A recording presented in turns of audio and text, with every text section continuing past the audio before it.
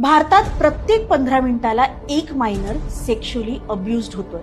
15 मिनिटाला एक. आणि महाराष्ट्रात दर 53 मिनिटांनी एखाद्या चिमुकल्यावर किंवा चिमुकलीवर अत्याचार होतोय. आणि नसरापूरमध्ये त्या चिमुकलीवर अत्याचार झाला आणि त्याच्या पुढच्या 15व्या मिनिटाला भारतात कदाचित अजून कुठेतरी असंच काहीतरी घडलं असावं. आपल्या भारतात.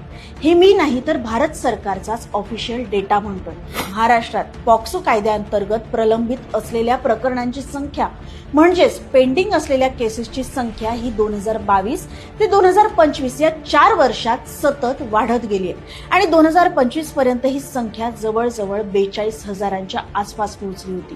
कारण ज्या ठिकाणी 30 विशेष न्यायालयांची गरज होती तिथे प्रत्यक्षात फक्त एकच विशेष न्यायालय पूर्णपणे कार्यरत आहे आणि तेही एका निवृत्त न्यायाधीशांच्या अध्यक्षतेखाली. पूर्ण व्हिडिओ बघण्यासाठी HBT मराठीच्या YouTube चॅनलला नक्की व्हिजिट करा.